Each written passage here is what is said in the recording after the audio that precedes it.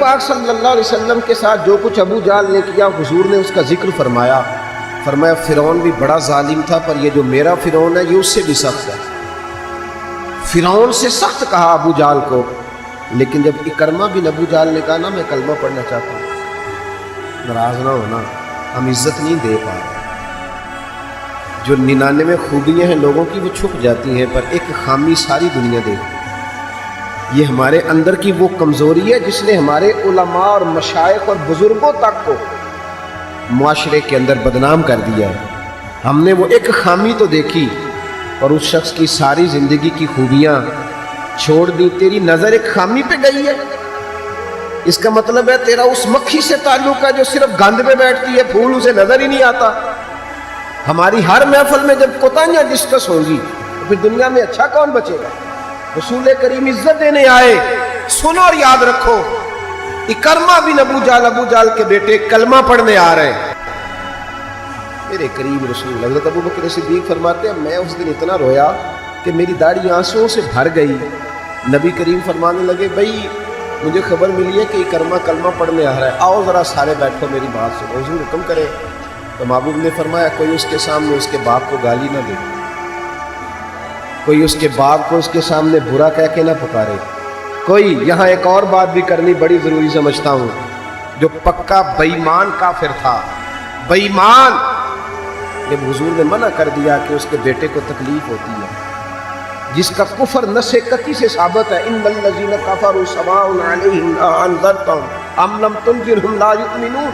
اس آیت کی تفسیر میں جہاں بھی آپ کھولیں گے پہلا نام ابو جہل کا ملے گا، جس پر نص آ گئی کہ اس کی قسمت میں کفر ہے۔ جب وہاں حضور نے فرمایا باپ کو کافر نہ کہنا، بیٹے کو تکلیف ہوگی، تو تو بتا جب تو حضرت عبداللہ اور سیدہ آمنہ کے بارے میں بات کرتا ہے تو حضور کے دل کو تکلیف نہیں ہوتی؟ شرم نہیں آتی لوگوں کو؟ حیا نہیں آتی؟ حضور کا دل دکھاتے؟ اور دیکھیں عبداللہ کا معنی اللہ کا بندہ ہے، اور جو آمنہ نام ہے اس نام کا حسن تو دیکھیں، ہو درود تجھ پہ بھی آمنہ اور تیرے لال پر بھی سلام ہو۔ تو تھوڑا آپ بھی پہچانا کریں، جو تیری اماں کو برا کہے تو سلام نہیں لیتا، اور جو نبی پاک کی اماں کے بارے میں بات کہتا ہے تو کہتا ہے مولوی صاحب رل مل کے رہنا چاہیے۔ عجیب بات ہے نا تیری، اس بندے سے سلام لے لے، اس سے گلا ملا لے جس کے سینے میں نبی پاک کے والدین کے بارے میں بغض چھپا ہوا ہے، اس شخص سے سینہ ملائیں۔ تھوڑا سا سوچا کریں ہمارا کسی سے جائیداد کا کیا رٹا ہے۔ تو یاد رکھیں اکرمہ جب آ رہے تھے تو نبی کریم علیہ السلام نے فرمایا کوئی اسے اس کے باپ کو اس کے سامنے برا نہ کہے۔ حضرت ابو بکر صدیق کہتے ہیں پھر حضور نے فرمایا کوئی اس کے باپ کا کفر نہ گنوائے، کوئی اس کی زیادتیوں کا ذکر نہ کرے، کوئی اس کے بارے میں کوئی آیت نہ پڑھے، کوئی میرا قول نہ دہرائے۔ حضرت سیدنا ابو بکر صدیق فرماتے ہیں میں رونے لگا تو مجھ سے حضرت ابو دردہ کہنے لگے آپ کیوں رو رہے ہیں؟ تو میں نے کہا میں رو رہا ہوں محبوب کی رحمت للعالمین پہ کہ محبوب یہ کس کے استقبال کی تیاریاں کرا رہے ہیں، اور ساری زندگی تکلیف دی کن کے استقبال؟ خدا را ساری۔ اب یقین کریں آپ بیٹھ گئے کسی مجلس میں، ناراض نہ ہونا، علماء نیک لوگوں کی بات نہیں کرتا، اپنی اور آپ کی کر رہا ہوں۔ ہم کسی محفل میں بیٹھ جائیں نا، ہم نے اب گناہوں کے نام بدل لیے ہیں۔ جھوٹ کا نام ہم نے بہانہ رکھا ہے، میں بہانہ کر چڑھے ایسے، حالانکہ سچی بات کیا ہے؟ جھوٹ بولا ہے۔ اور یہ غیبت کا نام ہم نے بدل کے گپ شپ رکھا ہے، تھوڑی دیر گپ شپ کریں۔ وہ گپ شپ کیا ہے؟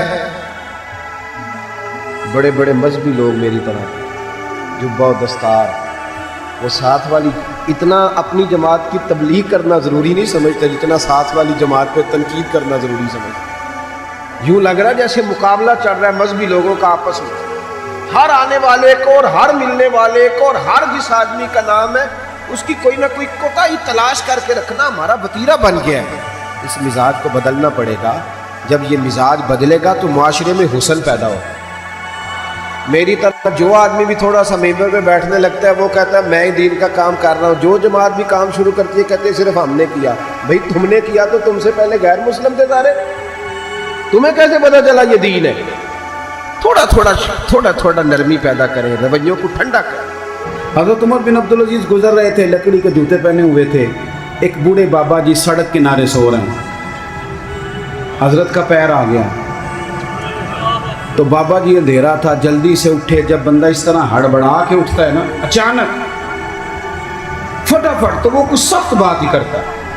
تو بابا جی نے اچانک ٹکر ہو موٹر سائیکل کی بالکل، تو یکدم جملے کیا ترتیب پاتے ہیں آپ اندھے. تو بابا جی نے بھی اٹھتے کہا حال انتم الاعمى، پیر پہ پیر آیا. تو بزرگ کہنے لگے آپ اندھے. اب بڑی سخت بات تھی، معمولی آدمی نہیں، بادشاہ ہیں، اور اکیلے نہیں، 4-5 سپاہی ساتھ ہیں، ہاتھ میں تلواریں ہیں، نیزیں ہیں، برچیاں ہیں. اور یہ وہ دور تھا کہ وہ بادشاہ کہلاتے تھے لوگ، جمہوری حکومتیں نہیں، ان کا سکہ چلتا تھا. اتنے بڑے آدمی کو کہہ دیا آپ اندھے. اس نے کہا آپ اندھے. حضرت عمر بن عبدالعزیز نے ہلکا سا مسکرائے اور مسکرا کے کہنے لگے نہیں بزرگوں، مجھے نظر آتا ہے. وہ جو ساتھ تھے نا سپاہی، چائے سے کیتلی ہمیشہ زیادہ گرم ہوتی ہیں، تو ان سپاہیوں نے تلواریں نکال لی. آپ نے فرمایا تمہیں کیا ہوا؟ کہنے لگے حضور اس نے آپ کو اندھا کہا ہے. آپ فرمانے لگے نہیں انہوں نے تو نہیں کہا. کہا جناب کہا ہے. فرمایا نہیں کہا. کہا جناب کہا ہے. فرمایا بابا جی باتیں تم سے کر رہے تھے مجھ سے کر رہے تھے؟ کہا حضور وہ آپ سے کر رہے تھے. تو فرمانے لگے نادانو، انہوں نے مجھے اندھا نہیں کہا، بلکہ وہ تو استفہامیہ جملہ تھا. انہوں نے پوچھا ہے کہ آپ اندھے تو نہیں، تو میں نے کہہ دیا نہیں مجھے نظر آتا ہے. اس میں جھگڑے والی کون سی بات ہے؟ یعنی جتن تے ہر کوئی کھیڑے نا، کدی ہارن بھی تے کھیڑ فقیرا، اور جتن دا مل کوڈی پہ گئی، ہارن دا مل ہیرا. کسی جگہ کوئی ایسا سٹیٹس ہو، کوئی ایسی جگہ ہو، آپ ہر مقام پہ اگر جہالت ہی کریں گے اور جاہلوں سے یا بحث کریں گے تو وہ وہیں کے وہیں رہ جائیں گے، پھر تو آگے بڑھ ہی نہیں سکتے، کوئی کام آپ سے ہو ہی نہیں سکتا. نبی کریم صلی اللہ علیہ وسلم تشریف فرما ہیں، جناب صدیق اکبر ہیں. ایک بندہ بار بار حضرت صدیق اکبر رضی اللہ تعالیٰ عنہ پہ تنقید کر رہا ہے، بار بار. حضور خاموش ہیں. جب اس نے حد کر دی تو حضرت صدیق اکبر بولے، فرمایا تو غلط کہہ رہا ہے، میں اس طرح کا نہیں ہوں. آپ نے بات کو گہرائی سے سمجھنا ہے اور خدا را ضرور سمجھنا، اسے تقریر نہ سمجھنا جذبات کا اظہار کر رہا ہے. ایسے تلخ تلخ لوگ، آپ یقین کریں ہم عقیدہ لوگ، ایک عقیدے، ایک نظریے کے، ایک جماعت کے لوگ، لیکن ایک دوسرے سے دوریاں. ہمارے رویوں نے اس طرح کر دیا ہے کہ ایک شخص اکیلا ہی زندہ ہے، بس وہی ٹھیک ہے، اس کے علاوہ کوئی بھی نہیں. اتنی دوری یار. وہ امت جس کی 80 صفحے ہونی ہے قیامت کے دن، جو نظر آئے گی پوری دنیا میں کہ یہی امت ہے، وہ اس طرح ٹوٹ ٹوٹ کے بکھر رہی ہے. ہم درگزر کرنے کو تیار ہی نہیں، وہ باتیں کر رہا ہے. جب حضرت صدیق اکبر نے جواب دیا تو کریم محبوب اٹھ کے چلے گئے. حضرت صدیق اکبر پیچھے دوڑے کہ یا رسول اللہ جب تک وہ باتیں کر رہا تھا آپ بیٹھے تھے، اور جب میں نے جواب دیا تو آ گئے. حضور فرمانے لگے ابو بکر تیرے سرانے رب نے فرشتہ کھڑا کیا تھا. اللہ کرے آپ کو سمجھ آئے. تیرے سرانے فرشتہ تھا، جب وہ بولتا تھا تو تیری طرف سے فرشتہ جواب دیتا تھا. فرشتہ بول رہا تھا جبھی تو میں بھی چپ تھا، فرشتہ تیری طرف سے جواب دے رہا تھا. اور فرمایا جب تو بولا ہے تو فرشتہ چلا گیا تو میں بھی اٹھ کے آ گیا. دیکھیں ہم کوئی لوارث نہیں، خدا رسول والے ہیں. ایسا نہیں ہے کہ کہیں چپ کر جائیں گے تو ہمارا وارث کوئی نہیں. آپ نہ کسی مقام پہ اپنوں کے مقابلے میں تو کہیں خاموشی اختیار کریں، آپ کہیں اپنوں کے بارے میں تو درگزر کریں. امام اعظم ابو حنیفہ رحمۃ اللہ علیہ، آپ کے والد صاحب کا انتقال ہو گیا. 3 دن تعزیت کے لیے بیٹھے، باہر نکلے، چوک میں آئے. ایک بندہ آپ کا حاسد تھا، مخالف تھا، اور سارا علاقہ جانتا تھا کہ آپ کا مخالف ہے. جب آپ باہر نکلے نا تو بہت سارے لوگ تھے چوک میں، وہ بھی سامنے سے آیا. السلام علیکم کے بعد کہنے لگا، توجہ کرنا بات پہ، کہنے لگا ابو حنیفہ سنا ہے آپ کے والد فوت ہو گئے. سب جانتے ہیں مخالف ہے، حاسد ہے، اور حسد کی وجہ سے مخالف ہے، سب کو پتہ ہے. اور حسد بڑی بری چیز ہے. وَمِن شَرِّ حَاسِدٍ إِذَا حَسَدَ، اس کے شر سے اللہ ہم سب کو محفوظ فرمائے. یہ شریر کام ہوتا ہے. آپ کھڑے ہیں، کہتے سنے تیرے ابا انتقال کر گئے. فرمایا ہاں. کہنے لگا اپنی ماں کا نکاح میرے ساتھ کر دو. یارو کہہ دیتے ہیں لوگ بڑی بڑی باتیں، کبھی دیکھو تو صحیح، بڑا کچھ کہہ، چلو سامنے نہیں تو پیٹھ کے پیچھے کہہ دیتے ہیں. لوگ بڑی بڑی چیزوں پہ طنز کرتے ہیں، ایسا جملہ کستے ہیں کہ وہ انسان کی نیند میں سوراخ کر دیتا ہے، سوتا نہیں انسان۔ اماں کا نکاح میرے ساتھ کر دو، جملہ سخت تھا پر بات تو شرعی تھی نا، غیر شرعی تو نہیں تھی۔ تو امام صاحب کے ساتھ جو شاگرد تھے، عقیدت مند تھے، ارادت مند تھے، انہوں نے تلواریں نیام سے نکالنی، فرمایا چپ کر جاؤ بھائی، ہم کو لوارث ہیں، چپ تو کرو نا یار، کہیں سہنا تو سیکھو، کہیں برداشت تو کرو، کئی کچھ تمہیں لوگ کہیں گے، کس کس کو راضی کرو گے؟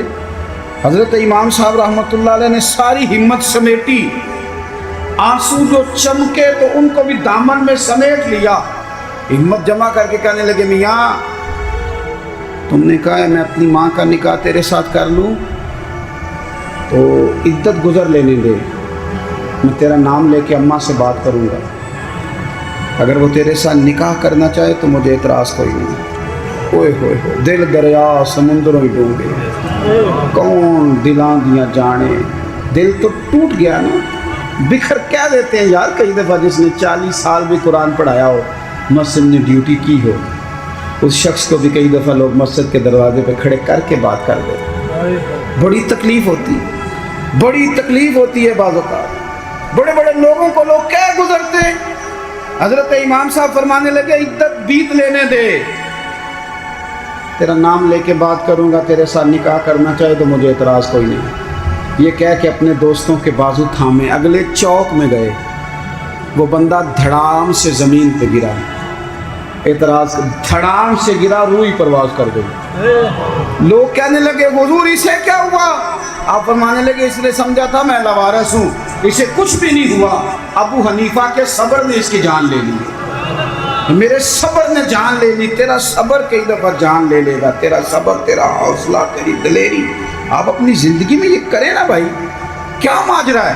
ہم ہر وقت جو ہے کسی جگہ بھی عاجزی نہیں دکھاتے، کسی مقام کہیں مان جایا کریں چپ کر۔ امام زین العابدین، ایسے ہی بات پہ بات یاد آ گئی، زیادہ باتیں نہیں کرنی، بس سمیٹنے لگا ہوں۔ امام زین العابدین مسجد نبوی سے نکلے، جس مسجد کی اصل وارث امام زین العابدین، مسجد شریفہ سے نکلے تو ایک بندہ پیچھے ہو لیا، بادشاہ نے پیسے دیے، معاذ اللہ وہ امام صاحب کو برا بھلا کہہ رہا ہے۔ یہ مزہ ہے، کبھی اسے لے کے تو دیکھیں، یہ بھی ایک مزہ ہے، یہ بھی ایک سرور ہے کہ آپ کو برا کہے آپ برداشت کر رہے ہیں، لیکن شرط یہ ہے کہ آپ مخلص ہوں۔ قرآن کہتا ہے یجاہدون فی سبیل اللہ ولا یخافون لومۃ لائم ذالک فضل اللہ، فرمایا لوگ اللہ کے راستے میں جہاد کرتے ہیں، لوگ انہیں برا کہیں تو پرواہ نہیں کرتے، ذالک فضل اللہ یؤتیہ من یشاء، یہ ان پر اللہ کا فضل ہے، اور یہ فضل رب جسے چاہے اسے عطا کرتا ہے۔ اللہ اکبر۔ حضرت امام صاحب گزر رہے ہیں تو اس نے برا بھلا کہنا شروع کیا، امام صاحب جن قدموں سے چلتے تھے وہ چھوٹے کر دیے، قدم چھوٹے چھوٹے، زیادہ باتیں کر لے۔ امام صاحب کا گھر آ گیا، وہ بندہ تھک گیا، کہتے تو بولتے ہی نہیں، گھر آ گیا تو آپ فرمانے لگے کوئی بات رہ گئی ہو تو کر لے، میرا گھر آ گیا۔ وہ کہتا ہے مجھ پر تو کسی نے بجلیاں ہی گرا دی، پہلے میں نے اخلاق سنا تھا، اب میں نے اخلاق دیکھ لیا، بجلیاں گر گئی، سناٹا چھا گیا۔ جب میں سختے میں آ گیا نا، ہم تو دشمن کو بھی پاکیزہ سزا دیتے، کہتے ہیں جب میں پورے سختے میں آیا تو امام زین العابدین کہنے لگے ٹھہر جا ذرا، جانا نا۔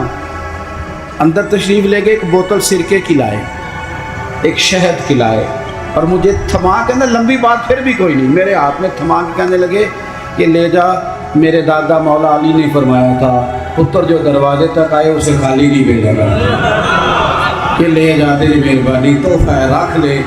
وہ شخص کہتا ہے امام صاحب پلٹ کے اندر جانے لگے تو میں قدموں سے لگا، پیر چوم کے کہا حضور وہ تو کسی بدبخت نے میری ڈیوٹی لگائی تھی، قربان جاؤں، قریب آ کے پتہ چلا ہے اگر نواسے کے اخلاق کا یہ حال ہے تو محمد عربی کا اخلاق اس طرح کا، رسول کائنات علیہ السلام کے اخلاق عالیہ کا حسن کیا ہوگا۔